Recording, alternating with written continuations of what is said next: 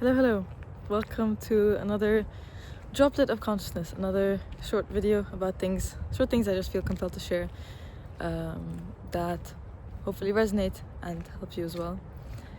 So this one is about how I've noticed that music has become kind of something that we use unconsciously as a crutch to escape the present moment, to escape the thoughts. Something I noticed about myself in the beginning of this year was how much of a habit it just became to just put my AirPods in or my earphones in, listen to music while just walking from A to B, or while on the bus, or while doing some work, or while cooking, or while cleaning. And this is not to say that you shouldn't listen to music at all, no. But what I've noticed in myself and a lot of others afterwards is that it's just become an unconscious habit that we use, right? And after reflecting on why I used music and what kind of came up when I stopped putting music on in scenarios where I'd usually, put music on,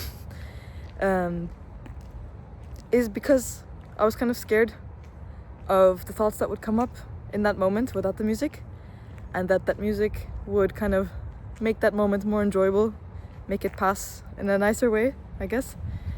And a lot of what I realized that it's a really easy tool, along with our phones and just with social media, and just scrolling, is we've become kind of uncomfortable with just sitting and letting the thoughts run, you could say. It's kind of like if the mind was a computer, right? And there's a few moments, I don't know, between class, or between this point and this point, or when you're just cleaning, or when you're cooking, that you could let the computer kind of cool down and, I don't know, scan for viruses, you could say, or just cool down from being used, right? You give it another mindless task to focus on, another thing for its awareness to be directed to, so that it's not kind of left on its own and kind of thinks thoughts that maybe you don't want to think, or to kind of quiet down the thinking, you could say. And this is when it becomes an unconscious habit, and one to kind of reflect on our use of, and how it's become kind of a way where we honestly reject the here and now, and a part of accepting and being present, right? Which part of presence, which is accepting the here and now for what it is and just being, right? Is also accepting the thoughts that come up during that time. And it's natural for some thoughts to come up that we don't particularly like, or that brings about feelings and emotions that we don't particularly like. But that constant suppressing of those thoughts and constant kind of escaping the present moment through these distractions, and not letting the computer cool down ever, or just be left to its own things, right? Can be harmful in a couple ways. It's like the mind, yes, thinks thoughts that often doesn't serve us, but a lot of the thinking, the feelings, and the emotions, which is something I talk about in a longer video, is that it directs to things that need to be addressed, right? There's a reason why the mind kind of goes to these places. It's like if it's kind of sounding an alarm, right? And there's thoughts that come up that bring about feelings of anxiousness or something. It's kind of the mind telling you, hey, that there's a need that I need you to address, and because thinking it makes you fearful, so I need you to address it.